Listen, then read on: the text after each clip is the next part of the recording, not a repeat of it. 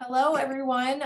Welcome back for our redo of our lecture from Betty Gaedtke. We're so happy that you could join us again this afternoon. So thank you all for coming back and your patience with our technical difficulties yesterday. I'm Dr. Liz Watts-Valuhos. I'm a research archaeologist and the collaborative research liaison at the Illinois State Archaeological Survey. I will be the moderator for today's lecture. On behalf of the Illinois State Archaeological Survey and my co-organizer, Dr. Erin Benson, welcome and thank you again for joining us. We are super excited to continue our second annual speaker series, The Intersections of Indigenous Knowledge and Archaeology, with a lecture today by Betty Gaedtke. The series is being sponsored by funds from the Office of the State Archaeologist and the Student Cultural Programming Fee. Before we get started, just a little bit of housekeeping. Participants will remain muted with the video turned off for the duration of the lecture, but you can submit questions for Betty directly to me via the chat function at any time, and we will have a short question and answer discussion following the lecture, sort of as time allows. As I said before, my name is Liz, and I work out of the Illinois State Archaeological Survey's America Bottom Field Station in Collinsville, Illinois. The survey, also referred to as ISAS, is a division of the Prairie Research Institute at the University of Illinois. With about 70 full-time archaeologists and support staff working throughout the state, ISAS is one of the largest archaeological research institutions in the US. ISAS is dedicated to the preservation and interpretation of the architectural and archaeological remains in what is now the state of Illinois. On behalf of the state archaeologist and director of ISAS, Dr. Timothy Pocketat, today we are honored to host Betty Gaedtke. Now I would like to introduce UIUC's Associate Vice Chancellor of Native Affairs, Dr. Jackie Rand, and she will be welcoming and introducing Betty. Thanks, Liz. Good afternoon, everyone. It's my pleasure to introduce Betty Gaedtke, who is an enrolled member of the Quapaw tribe of Oklahoma, for them, Quapaw Nation, and a member of the Buffalo Clan. She served as a member of the Quapaw Business Committee from 2013 to 2017, and during that time sat on several subcommittees for the Quapaw Nation. After a long career with the U.S. Postal Service, Ms. Gaedtke found her passion in pottery making, and she now carries on authentic Quapaw crafting. Since 2012, she has created pottery using traditional methods, styles, and decorations, demonstrating Quapaw heritage and teaching others the importance of Quapaw history and culture. Ms. Gaedtke's work can be seen at several museums and tribal casinos across Missouri, Oklahoma, Arkansas, and New Mexico, including the Quapaw Nation Museum in Quapaw, Oklahoma, and the Gilcrease Museum in Tulsa, Oklahoma. And I'm happy to say that I was recently in Oklahoma and I had a chance to look at at some of her work through the window of a closed shop. So it's my pleasure to introduce her and welcome her to the University of Illinois. All right, wow, that was wonderful.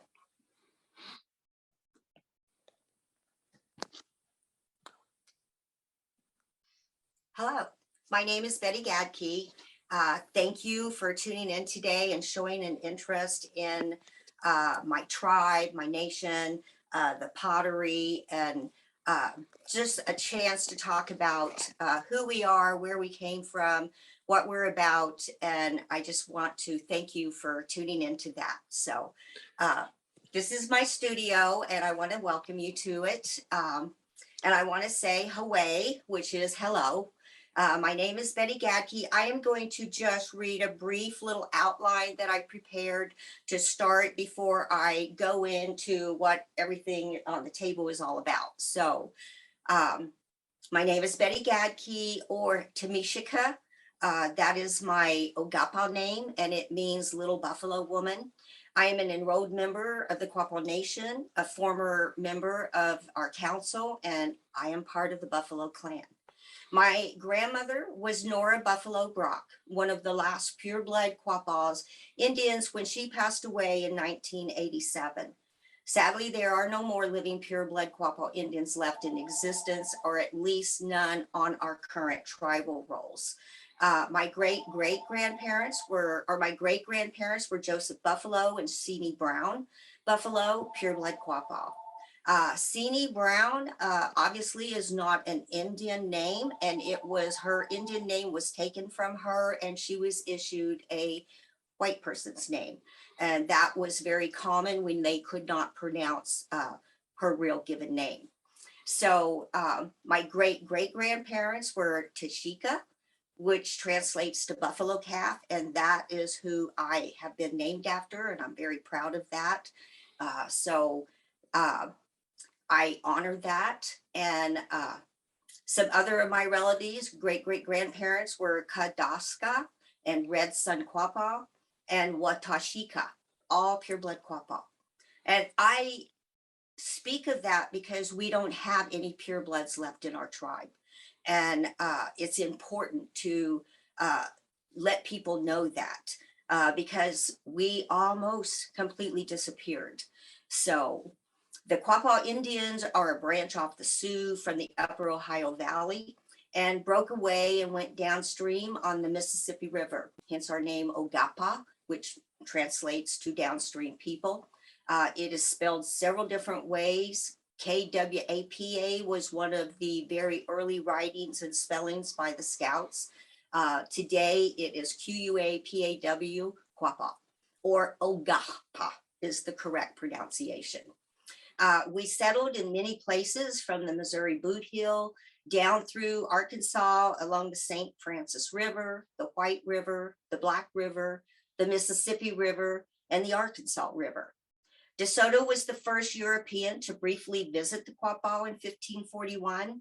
The main village of Ossetoy, located near Pine Bluff, Arkansas, was visited by the French explorer Marquette and Juliet, and that was in the 1600s, followed by La Salle, and then by the Spanish explorer Tonti, who built a fort there named the Arkansas Post, the first capital of Arkansas.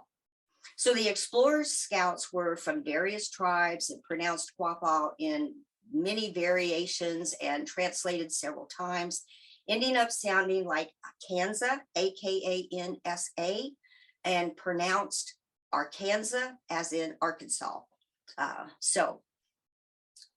Our tribe is most recognized by our exquisite pottery, and we made in some of the most sought after Mississippian pottery today. These pots are recognized by the Nodina red clay, the red and white swirl markings, the head pots, the effigy pots, and the gray clay pots with incised markings. And we'll talk about those different techniques later on. So the pots had multiple uses, and we also buried them with our dead. By the time the Indian relocation began, our tribe had severely dwindled due to disease brought by the French and the Spanish. So in the early 1800s, we ceded millions of acres of land to the United States for $500 and $10,000 in supplies, which most never came. So with no place to go, we settled with the Caddo Indians along the Red River. But due to disease and starvation, our numbers further dwindled to less than 200. Some went back to Arkansas and barely survived, while most relocated to Northeast Oklahoma, where we currently reside today. Our numbers have since grown to over 5,000 again, but again, we have no purebloods. We have less than 25 half-bloods. We have between 425 and 450 quarter bloods. So our tribe is still growing and surviving, but you can see that our blood quantum is still dwindling. So with that being said, I have really dove into my tribe. I try to spread the word and educate people about who we are and where we came from. But my passion lies in creating pottery and in keeping with our culture.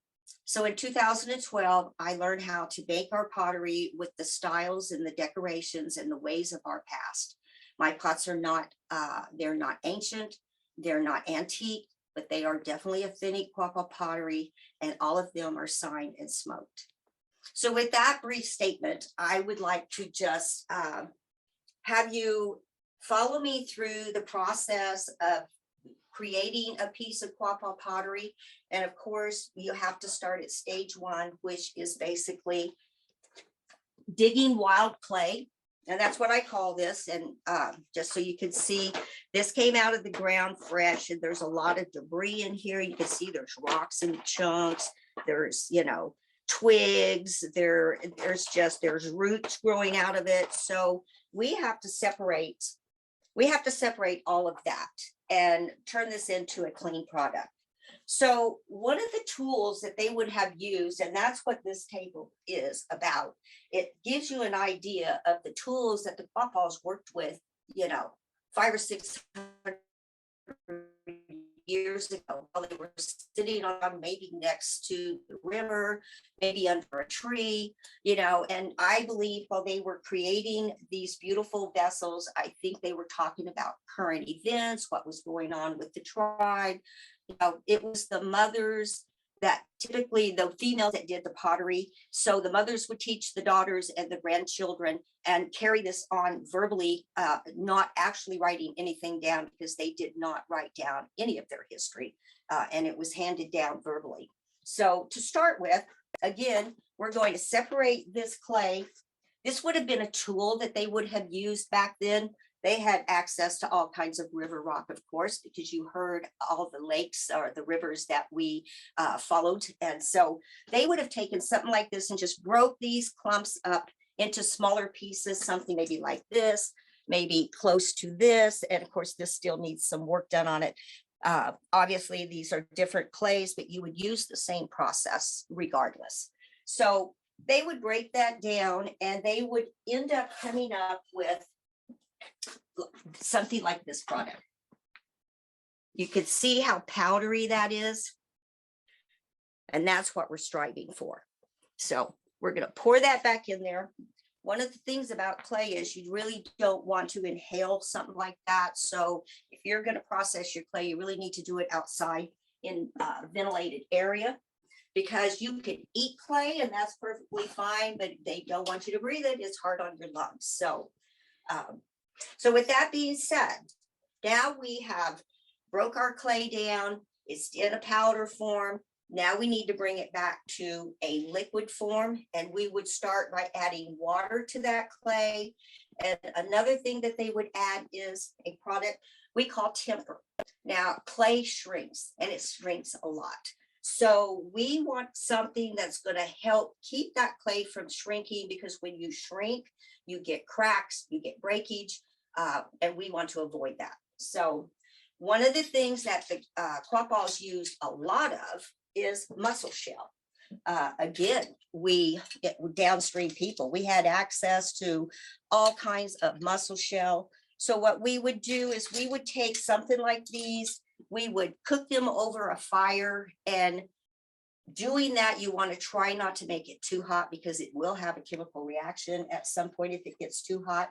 And so when you cook it, it creates this really flaky effect, and it breaks up really, really easy. And again, one of their main tools would have been a rock. You can hear that. Really easy to break it down. And we want to turn this particular batch into this batch. Again, it's a powder form. That's perfect.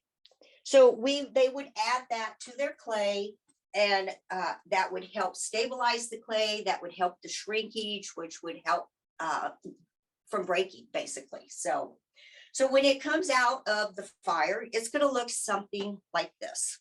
You can see I'm using this for a sample, just indicating that it's mussel.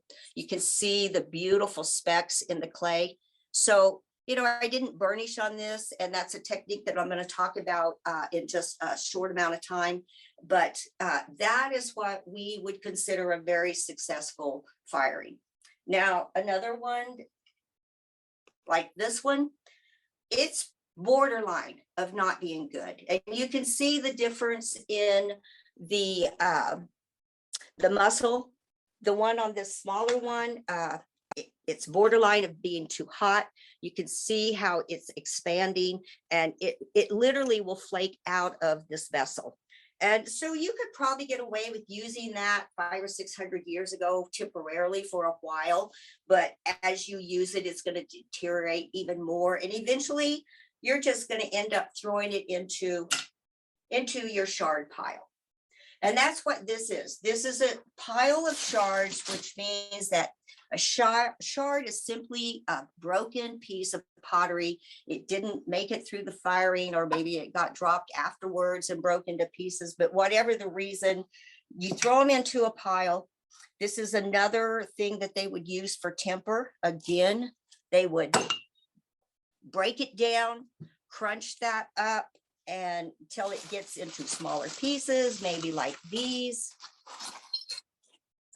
And you would keep grinding on it with this awesome tool until you can see how that's really broke down. But it's not enough.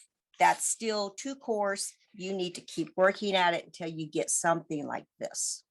So these are actually clay crunched into a powder form. So again, they would add that to their pot, to their clay, and that would help support it. Now, I don't know how they perfected how much temper to add to their clay, but they definitely have it down pat. For me, I have to measure because that's who I am. So what I do is I still take the temper and I would measure maybe 20% to the clay, maybe 25, somewhere in that little range percentage to get what I wanted to help keep that shrinking. So with that being said, now we have our temper and our clay. It is actually ready to perform. So we're going to move over to this side of the table for a little while. And we're going to start down here, because after you've processed your clay and you've added all the water that you're going to add to it, you're going to get something like this. It's a little soupy, slurpy. You really can't do anything with that other than this would be something that you could decorate a vessel with and paint it onto a leather hard surface. And that's about all you could do with that. You could also add it to in between your layers of clay just to help it adhere. But it's pretty, you can't manipulate anything at this stage. So you're going to have to wait and let some of the water wick out of it. And when you do that, you're going to end up with something like this. So this clay is obviously much sturdier.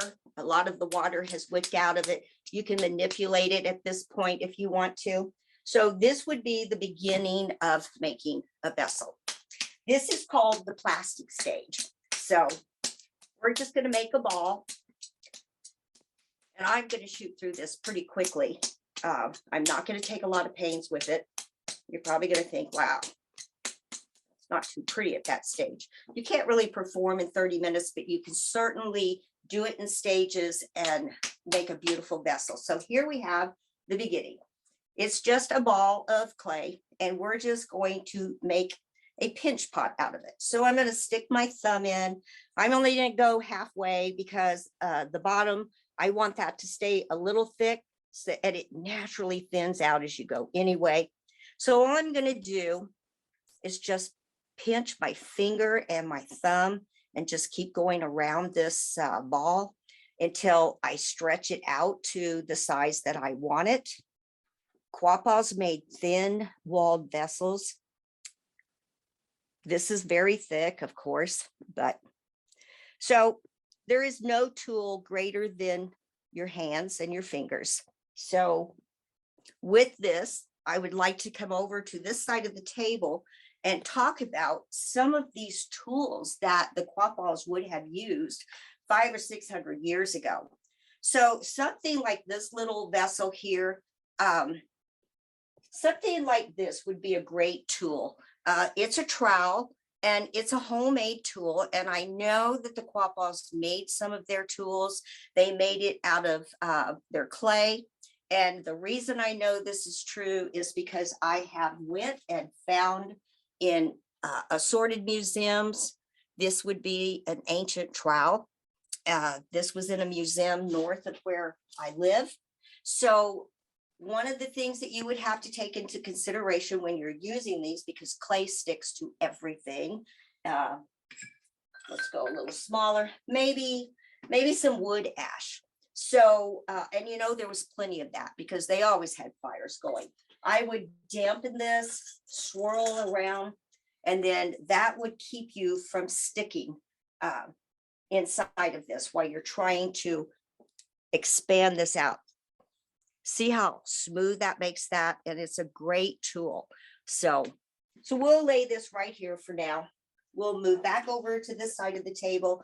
Again, I am not going to take a lot of pains with this, but I will show you that I believe that they also paddled some of their vessels, and it helps push the timber into the clay. It helps you make the shape that you want. Just an example. So here, so then we're going to go, and this is, I started this earlier today. This is about 3 rows of coil work that looks like this. So what you want to do is you want to take your clay. The Quapaws use what we call a coil method. So they would just simply make a noodle, roll it in their hands, maybe on some kind of structure. And you can see, you just keep thinning it out, making your noodle longer and longer. So this, we've got a long one. And what you want to do when you put 2 pieces of clay together, what you really want to do is try and use a technique called scoring. All that is scuffing up the surface of your clay, and you want to scuff both surfaces that you're going to stick together. And I always put a little bit of water on mine as well. This clay is already wet. You don't have to, but it's just a habit of mine. And you want to just scuff it up a little bit. And I want to talk about this tool right here, because this is a tool that they may have used back 500 or 600 years ago. It's made from an antler.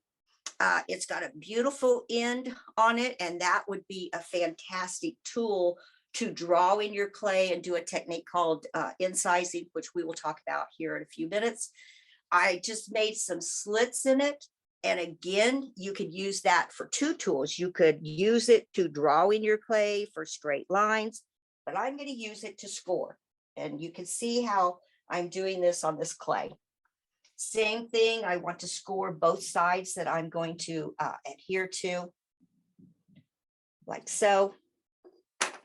And then I'm going to take this coil and I'm going to wrap it around the top of this vessel. Just break it off a little bit. Kind of just put these together, line it up. And again, because we put a little water on it, it's already kind of made that suction. Okay. This is very wet, so it's going to lose its shape very easily. So we're just going to pull the clay down because we want to make this blend in. We want to do away with this line. We want to join them together. I'm not very neat when I do this, because I know that I'm always going to come back and work on perfecting it later on. I'm just getting the job done as far as getting them adhered to each other. Okay, so that's where a tool like this mussel would come in handy. They used it for timber, but they also could use this as a scraping tool, and they did. This is a larger one. They're very thin. They're sharp on the edge. They make a perfect tool to just kind of smooth out your clay. So you can see that this is smoothing it out. Oops. Just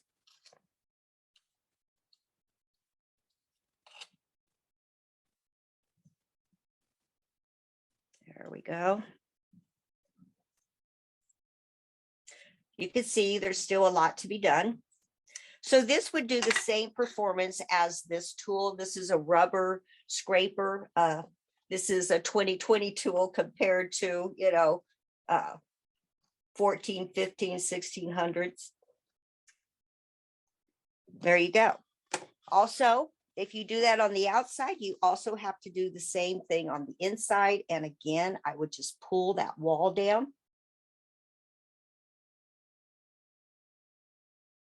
As you're working your way around. There we go.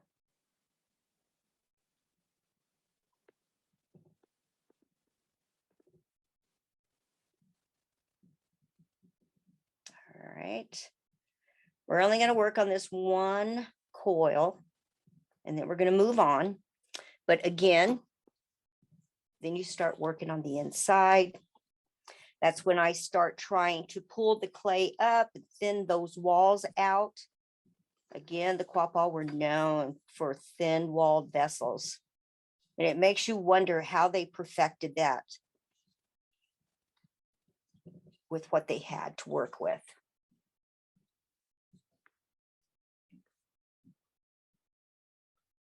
Again, this still needs a lot of work, but we're well on our way. Another technique, again, I think that they used paddles a little bit. That helps stretches the clay in an upward fashion. You can also use it to manipulate your clay into maybe curving in. And one of the things that you could do when you want your vessels start coming in, you put your coil on the inside. If you want it to go out, you put your coil on the outside. And so that will help you with shaping your vessel. So just to walk over here to this side of the table, again, these are things, these tools, maybe you want to put some kind of texture on it, and they're just, the sky is the limit, really. So I'm going to move on to right over here, and this would be stage 4. So after you build your vessel to however you want it, whether it's going straight up, whether it's curving in, whatever you decide to do, then we put it to the side and we wick out a little more of the moisture. You can sit it out in the sun, you can put a fan on it, whatever you want to do. And so now you've got this vessel, and it's hard enough, although it can still be destroyed at this point. I still haven't set it on the table yet. It's probably ready to now, because I didn't want to flatten out this round bottom any more than it already is. So I'm pretty happy with it like that. But this is when I decide how do I want to decorate that? Do I want to paint it? Do I want to incise on it? Do I want to applique on it? So if we walk back over here to this area right here. So let's just say that we want to do some incising. Basically, all that is drawing on the clay. So we would take maybe a tool like a feather, because I know they probably used those plentiful back then. That's a nice hard stem.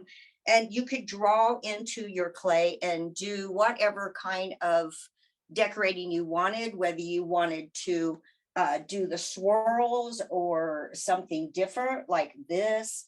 Of course, these are painting techniques, but you could also do that by incising and just simply drawing into it. So that would be an option. Another thing that would be a nice tool would be something like this. That's a bear claw. But this tip is just so smooth and beautiful. So that could be an incising tool. These down here are other claws, different sizes. So they would make different lines, thicknesses. And so again, here's another great tool, a tip of an antler. You can see that's got a beautiful tip on it. And if it's not sharp enough, you can rub it on a rod and sharpen up even more. So to get a thinner line, or you could go with a thicker and get a thicker line. So they had a lot of tools at their disposal, and they were basically tools of nature. So another thing that they could have possibly done, how about corn cobs? You know, these are much smaller than the corn cobs that we have today. But this is more the size that they would have had to work with back then. But again, that would be a texture tool. By rubbing this into a wet clay, it would give you this type of a texture. Another type of texture, like this on this vessel, they created that through something like this paddle. And how they achieved this is they would take and go out and they would find a bush and they would strip some of the branches off, the thin branches, and they would take and strip the bark off from that branch. And they would simply put it in water to get it really soft. And they would just braid these two pieces together by twisting them while they're very wet and very soft. So they might run out of, you know, twigs like at this length possibly.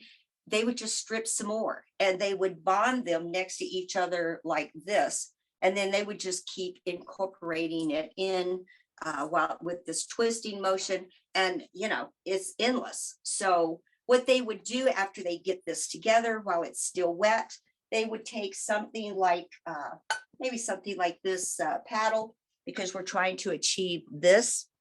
And they would simply, while it's wet, they would wrap it around the paddle as tight as they could. And of course, keep pinching them down like this. And then they would simply let it dry. And as it dried, it would shrink. And you can see that it is it's definitely in place.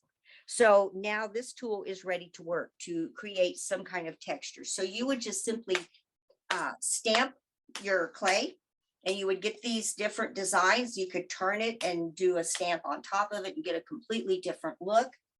If you didn't want to have that stamp look, you could do something like this. Same technique, except that you would wrap it around, you know, something with a hole in it.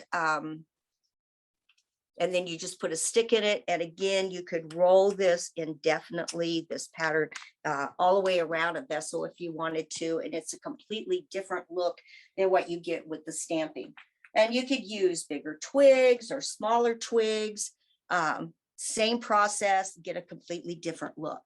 So again, these would be tools that they would have used back in the day to create different patterns, or they could simply do a technique called applique.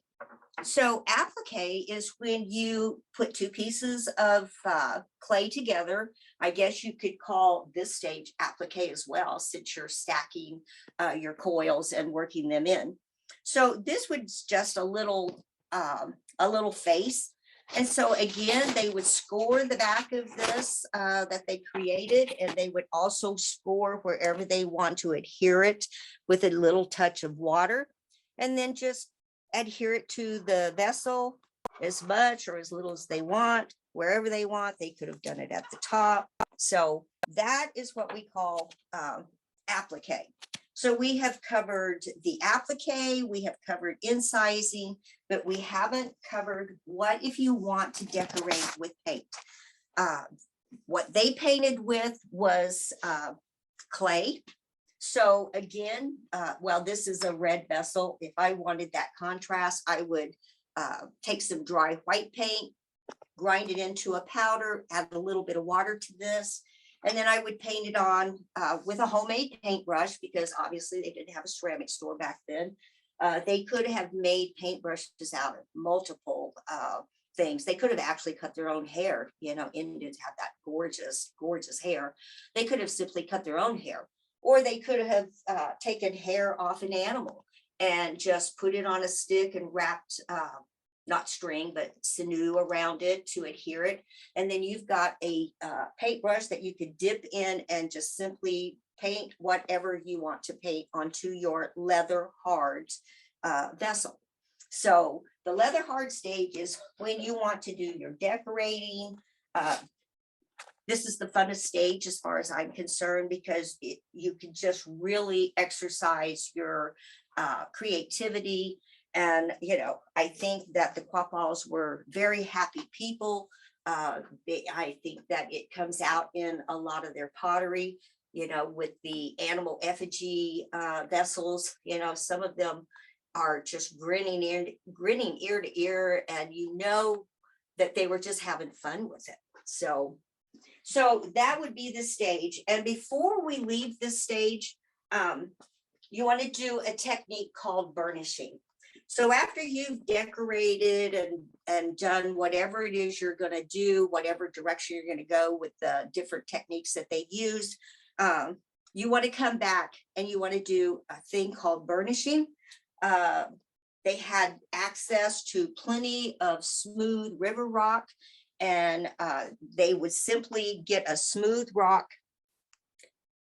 As a matter of fact, I'm going to use this one right here because it's got a flat edge on it. And I'm just going to go in a circular motion on a leather hard piece of vessel. And you can see, hopefully you can see that they're making marks on here, shiny little marks. You can spend a long time with this process. And I think that you should, because the more you burnish, the slicker it's going to get, the shinier it's going to get, the smoother it's going to get, if you can see that. And you could see there's some flaws in this.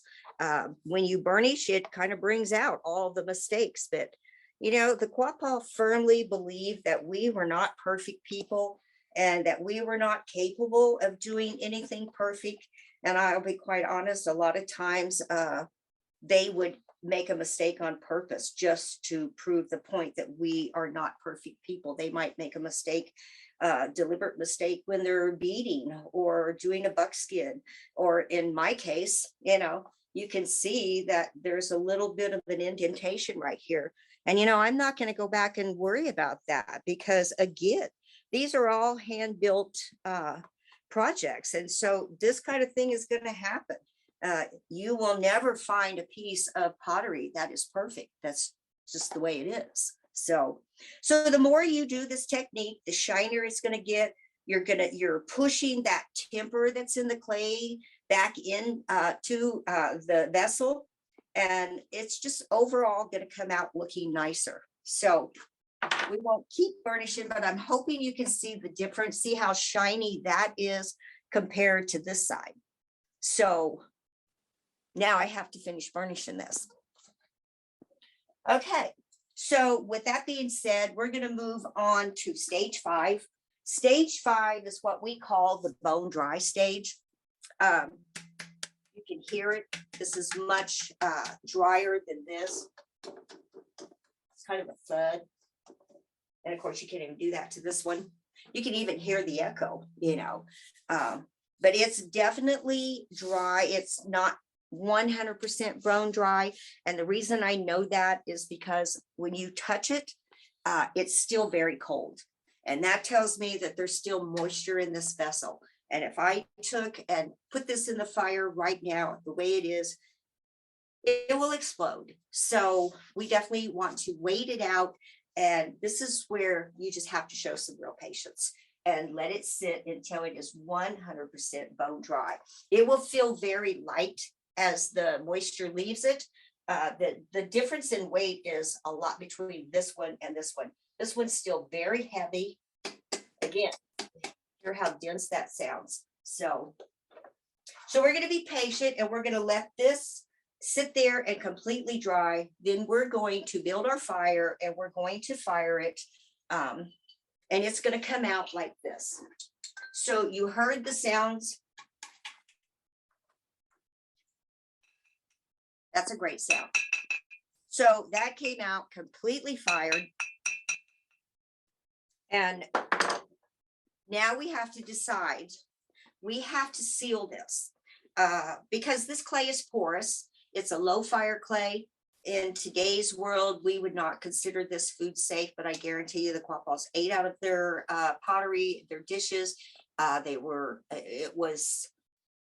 perfectly safe at that time. I wouldn't be afraid to eat out of one today.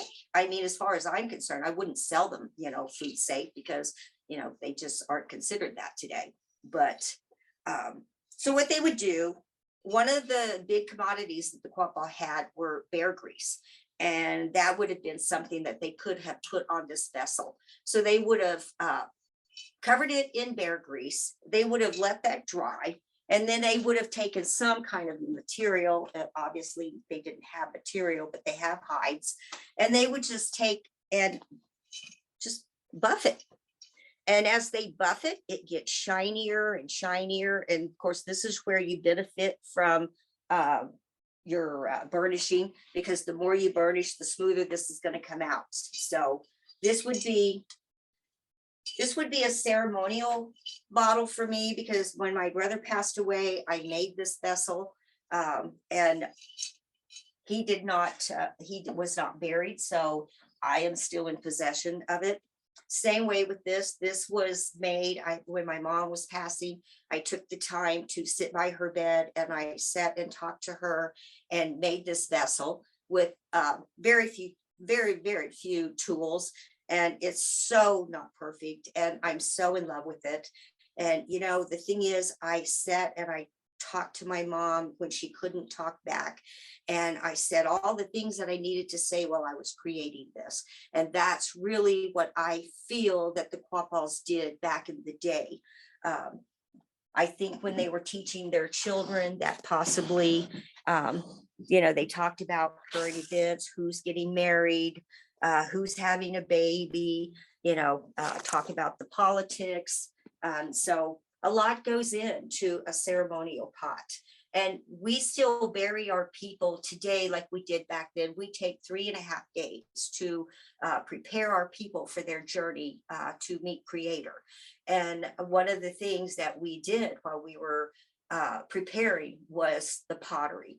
It's enough time to build one from start to finish in 3.5 days, and it goes with them on their journey.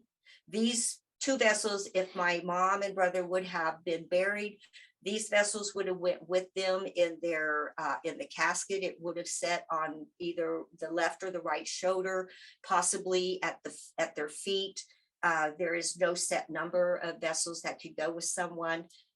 So, you know, I'm only sending one, but there could have been more. So, so with that being said, I am going to finish this up by talking about the last technique that I want to share with you, and it's called a reverse smoke technique.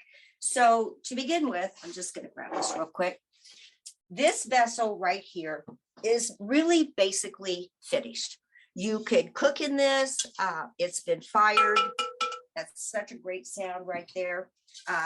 You know, I didn't put a whole lot of work into this. I was happy with it just being plain like this. But then I came back and I thought about it. And I thought, you know, how about let's go a step further, because Quapaws were so creative. So I want to talk about this reverse smoke technique. So this is an example of it.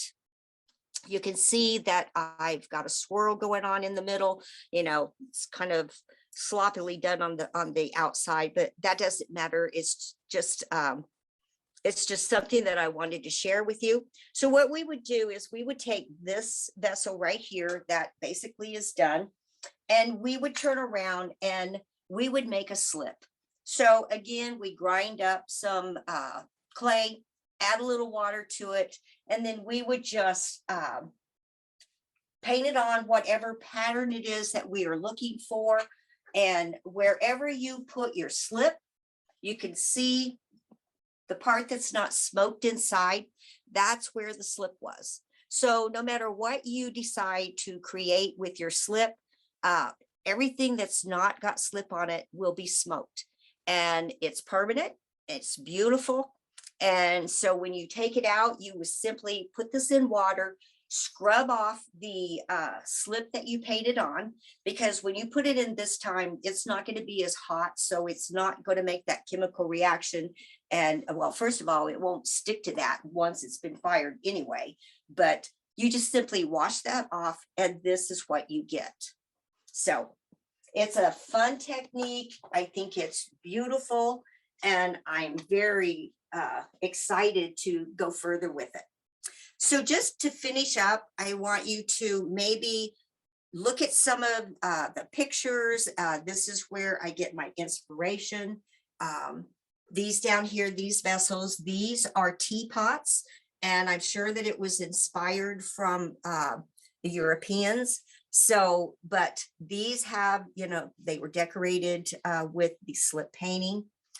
This over here is a effigy dog, and look at their faces. I mean, they're just so comical. And the Quapaws did a lot of that. So this right here is an example of a head pot.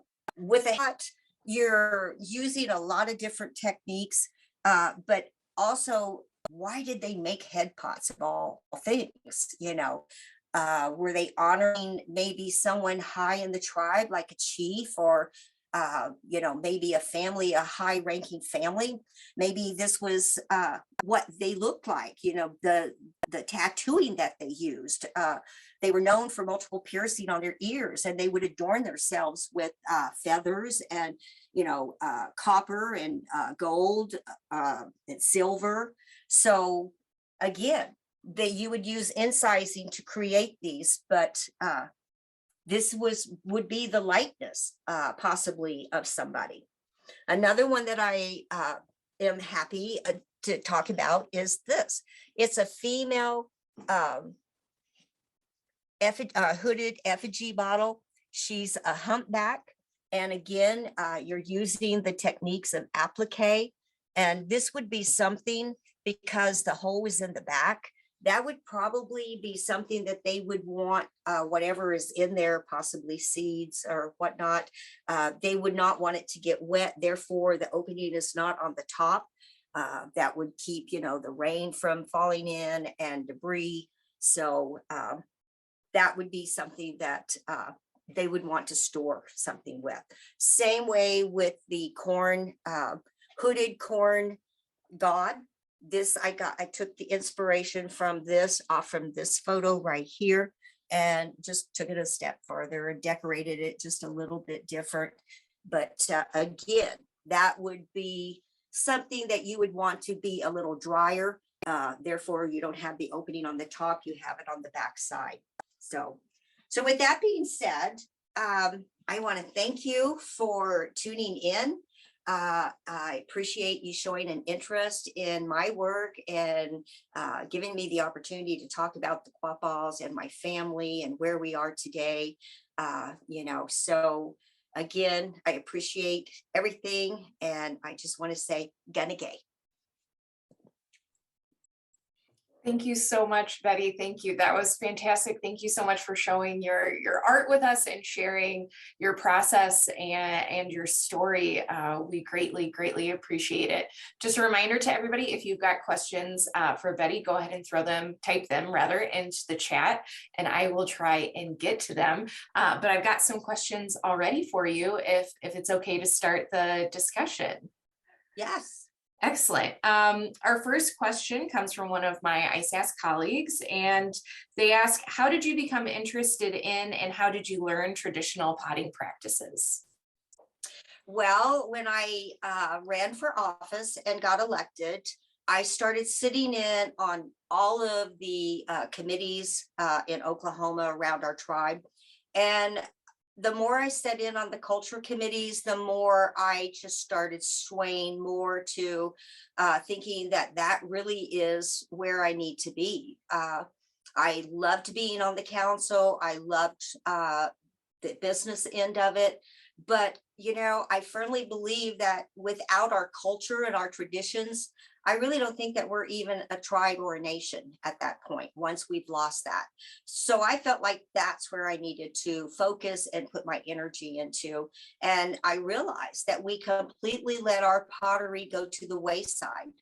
And the people that used to teach it, our elders, they passed away one at a time, and nobody was paying attention. And we just woke up one day and said, wow, you know, one of the things that we are most recognized for, we have let it go. And so it's been 10 years now, and I have totally dove into it, and my whole goal is to bring it back, start teaching our people again. And when I was on the council, I realized we needed a place to store everything, keep it safe, and a place for our people to come to. So I asked our committee, our business committee, if they would fund a building that used to be a maintenance building, and they moved to town. And so now we have an empty building, and they agreed to renovate it. And today we have 2 beautiful kilns. We do classes. We teach our elders. We teach our kids.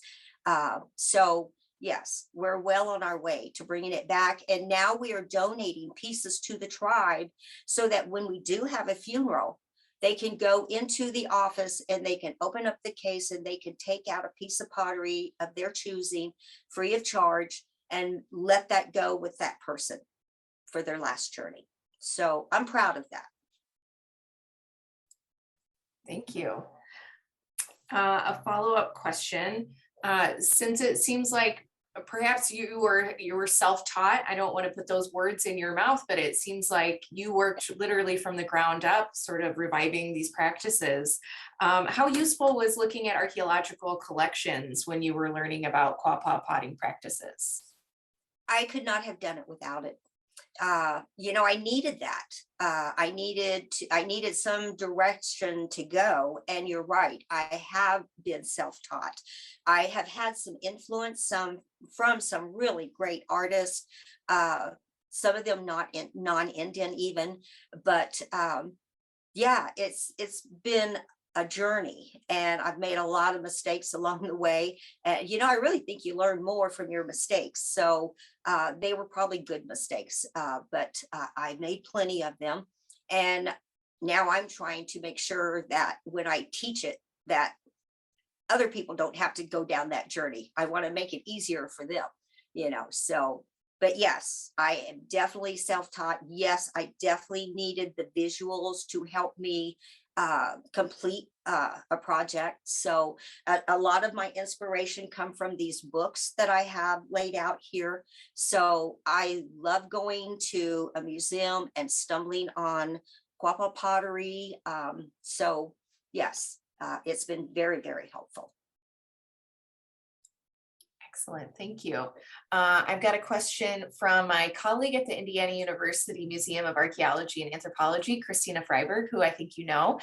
She said, thank you for sharing your knowledge with us, Betty. My question is, where do you get your clay and other materials from?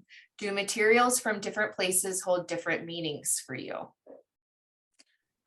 Yes, they do. And I have buckets of clay lined up outside of my studio. Yes, like the clay that I got from the Angel Mound gravesite, that clay is like gold to me right now because I only have 1 bucket. And so I am saving that, and I'm going to be doing some work and gifting it, to the museum and to our tribal leaders. So yes, that clay is very important to me. I have multiple places. I have, because I talked about us living with the Caddo Indians for a brief amount of time, I believe a couple years off the Red River. I actually have some clay off from the Red River that is dried and it's ready to process. It means a lot to me. I also have permission to get clay from the Arkansas Post, which is one of the last places that the Quapaws were before our relocation to Oklahoma. That clay is very important to me. And I get clay around this area, even though it's really not a known area that the Quapaws, they may have passed through, but it's beautiful red clay. And it's, I'm finding that you have to experiment with every place that you get clay. It reacts differently. So yes, I have special clay. I try to just get it here, there, and everywhere. I also have gotten some clay from Oklahoma that works really beautiful. So yes, it means a lot to me to have some of these clays.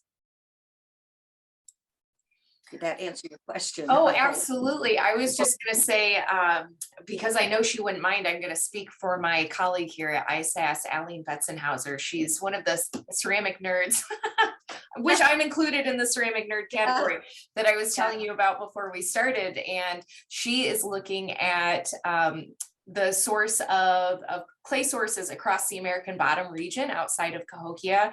So I know that she would be okay with me saying this, but I'm sure she would love to share some clay from around Cahokia if you would be interested in experimenting with that. That would be a yes. I will link you two up after the talk.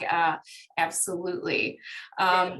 Moving on to one of our actual questions, and I already know the answer to this because I've been inspired by some of the things that you've said, and you've already been making me look at thinking about ceramics differently just today. But the question is, how do you think your experiences using traditional methods can help archaeologists better interpret things from the past? And I can say how you were using wood ash with the pottery trowel was something that had never occurred to me. So my mind is already blown on that front. I hope, that some of the stuff I do trigger, methods and stuff, but I've been thinking outside of the box for some time. One of the reasons that I think outside of the box is because, in my opinion, I call myself a junker. I do flea markets. I have since I was like 16 or 17 years old. I've been doing it my whole life. You would be shocked just going through a flea market it starts triggering, wow, that could be a tool. Wow, that could be really a great tool. And so you're just constantly thinking about that. So what I did was I put myself back in that era where you didn't have access to Walmart or ceramic stores or any kind of stores back then. And so you just have to really get down to the basics of nature. And it just made sense. With the trowel, making the trowels, I started out making those without realizing or coming across the ones that I did come across in a museum.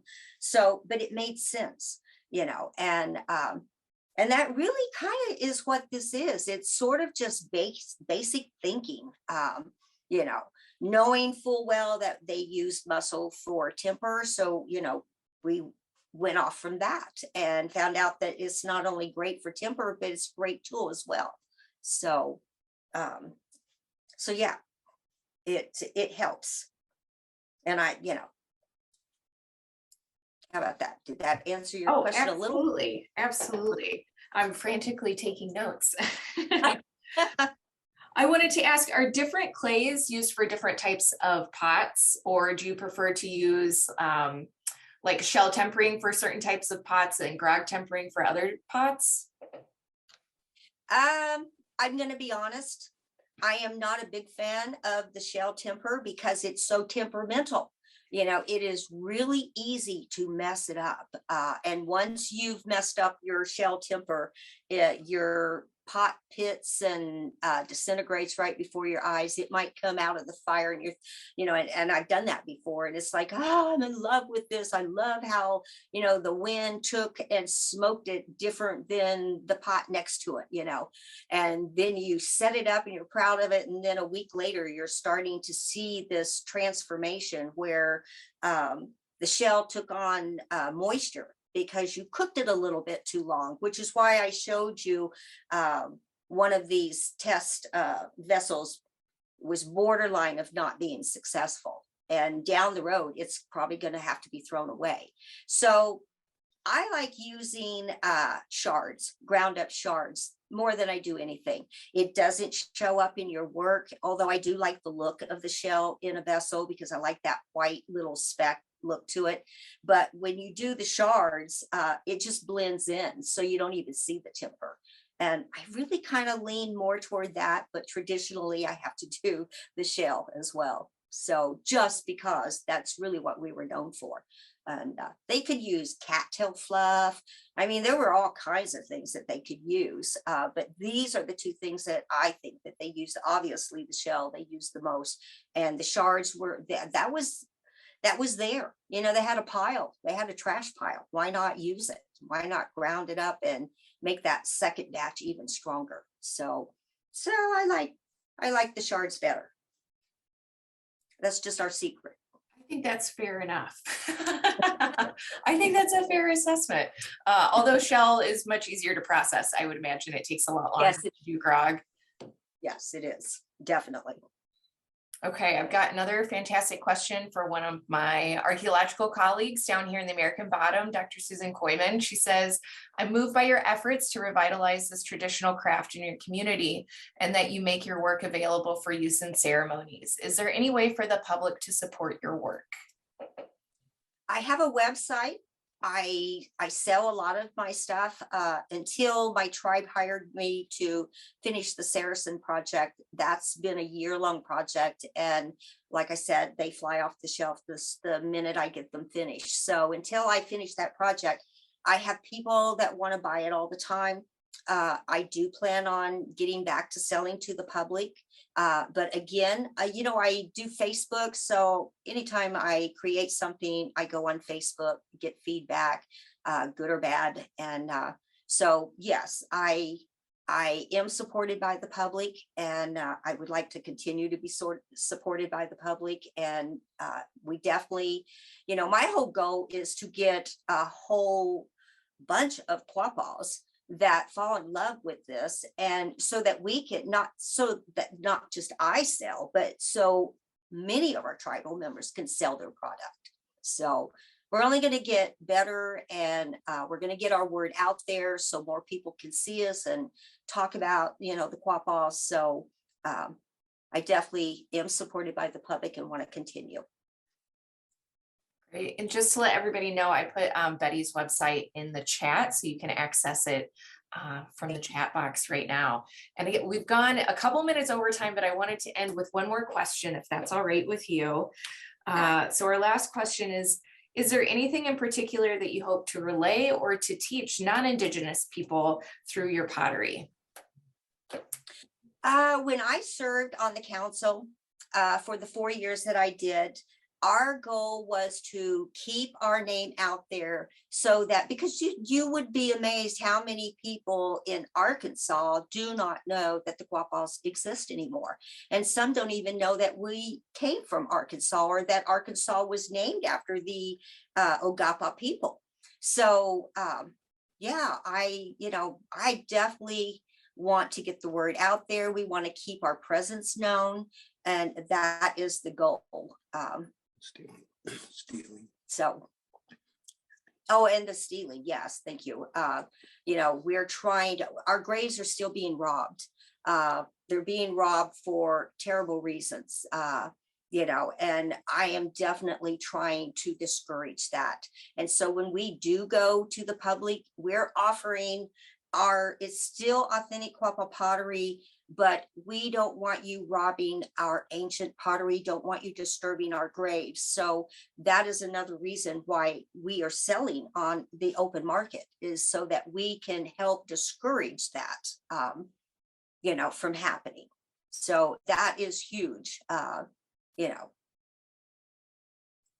there are people, we don't want our graves being messed with or being disturbed in any way. So that's another reason why we offer, you know, to the public. So if that makes sense. Absolutely. Thank you so much for sharing that and bringing up that point. I think that's a good note for all of us to end on. But I want to say thank you so much for joining us, and thanks for everybody who was able to make it back today and get to see your studio and your process and your art. Was really fantastic. So on behalf of the Illinois State Archaeological Survey and the Office of the State Archaeologist, thank you so much to Betty Gaedtke, and again, thanks for everyone in the audience for joining us. This lecture was recorded, so it'll be up on ISAS's YouTube page in about a week or so. Keep an eye out on ISAS's Facebook page, and we'll let you know when it is up. And just before I sign off, I want to let you know that our final lecture in this year's series will be on Monday, May 9th at 3 p.m. Central, and we'll be hosting Dr. John Lowe of the Ohio State University and the Pokagon Band of Potawatomi Indians. So we hope to see everyone there. Again, our many thanks to Betty Gaedtke. So thank you and have a good evening, everyone. Gaedtke.